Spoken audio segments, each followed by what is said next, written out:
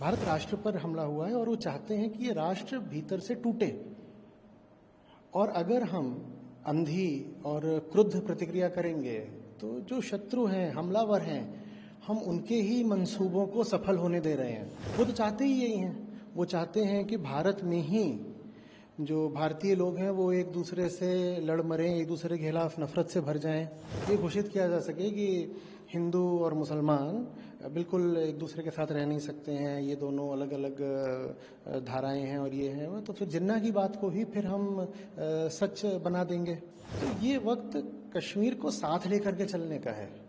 वो तो चाहते हैं कि कश्मीर टूटे। हमारा जो ये राष्ट्र है ना, ये कोई साधारण राष्ट्र नहीं है।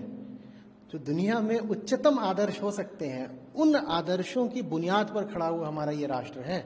और ये बात बाहरी ताकतों को पसंद नहीं आती है, इसलिए वो हम पर बार बार हमला करते हैं। हमला जो हुआ है उसका निशाना क्या है, ये हमें समझना पड़ेगा।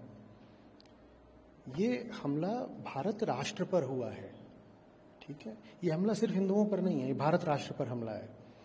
और भारत राष्ट्र को हमें उतना ही सम्मान देना चाहिए जितना किसी देवालय को दिया जाता है। और इस देवालय का जो ग्रंथ भी है भारत राष्ट्र का, वो संविधान है जिसमें धर्म और दर्शन के सबसे ऊंचे मूल्य समाहित हैं। भारत राष्ट्र पर हमला हुआ है और वो चाहते हैं कि ये राष्ट्र भीतर से टूटे। और अगर हम अंधी और क्रुद्ध प्रतिक्रिया करेंगे तो जो शत्रु हैं, हमलावर हैं, हम उनके ही मंसूबों को सफल होने दे रहे हैं। वो तो चाहते ही यही हैं। वो चाहते हैं कि भारत में ही जो भारतीय लोग हैं वो एक दूसरे से लड़ मरें, एक दूसरे के खिलाफ नफरत से भर जाएं। पिछले 50 साल से ये जो हमले करे जा रहे हैं, उनका कहीं ना कहीं उद्देश्य ये है कि जो 2 नेशन थ्योरी है उसको सफल घोषित किया जा सके। ये घोषित किया जा सके कि हिंदू और मुसलमान बिल्कुल एक दूसरे के साथ रह नहीं सकते हैं, ये दोनों अलग अलग धाराएं हैं और ये हैं। तो फिर जिन्ना की बात को ही फिर हम सच बना देंगे। वो चाहते ही हैं हमें लड़वाना, आपस में लड़ करके हमें उनके इरादों को कामयाब नहीं होने देना है। दूसरी बात, जो आम कश्मीरी है, अगर व्यवहारिक दृष्टि से देखें तो उसको बहुत नुकसान ही हुआ है इन हमलों से। लोगों ने गाड़ियों के लिए, टैक्सियों के लिए, होटलों के लिए लोन ले रखे हैं। पर्यटन से इन्हीं सब चीज़ों का संबंध होता है। अब वो लोन कैसे चुकाएंगे? कश्मीर की अर्थव्यवस्था की तो सीधे रीढ़ पर प्रहार किया गया है। तो ये वक्त कश्मीर को साथ लेकर के चलने का है। वो तो चाहते हैं कि कश्मीर टूटे। उनकी तो पूरी, अभी बोला था वहाँ पे ना उनके जनरल ने कि Kashmir is our jugular vein, शहरग। तो वो तो चाहते हैं कि कश्मीर टूटे। नहीं नहीं नहीं, हमें पूरे भारत राष्ट्र का ख्याल रखना है। हमें वही नहीं कर देना है जैसी प्रतिक्रिया वो हमसे करवाना चाहते हैं। और कोई भी प्रतिक्रिया जो बिना सोचे समझे करी जाती है, बस तैश में, आवेग में या घृणा में करी जाती है, वो कभी भी शुभ नहीं होती है। तो एक राष्ट्र की तरह जो हमारे पुराने सनातन उच्चतम आदर्श हैं, उनको साथ लेकर के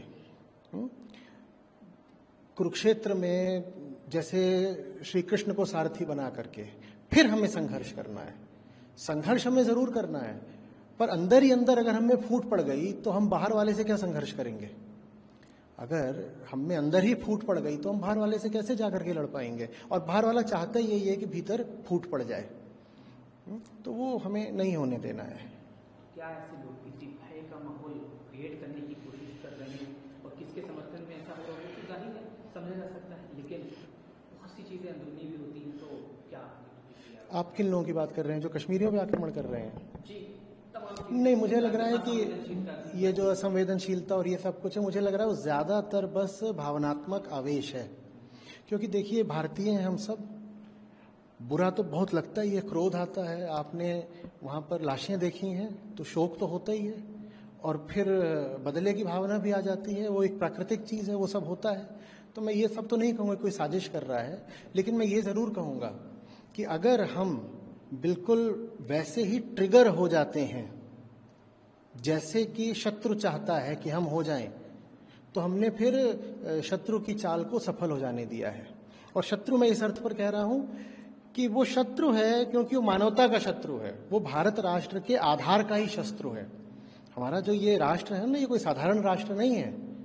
जो दुनिया में उच्चतम आदर्श हो सकते हैं, उन आदर्शों की बुनियाद पर खड़ा हुआ हमारा ये राष्ट्र है। और ये बात बाहरी ताकतों को पसंद नहीं आती है, इसलिए वो हम पर बार बार हमला करते हैं। तो ये जो पूरा उनका खेल है, ये जो पूरी उनकी बेचैनी है हमको देख करके, हमें समझनी पड़ेगी कि हम पर बार बार इतने आघात होते क्यों हैं। हम पर बार बार इतने आघात इसलिए होते हैं क्योंकि हम एक मामले में बहुत खास हैं, हमारी उस खासियत पर आधार होता है। और हमें उन आघातों के दर्द के कारण अपना आपा नहीं खो देना है। हमें रिस्पॉन्स जरूर देना है, हम संघर्ष भी करेंगे, हम जवाब देंगे, लेकिन वो जवाब हम उस तरह नहीं देंगे जिस तरह से शत्रु चाहता है। वो जवाब हम अपने बोध के आधार पर देंगे, अपनी समझ के आधार पर देंगे, अपने राष्ट्रीय मूल्यों के आधार पर देंगे।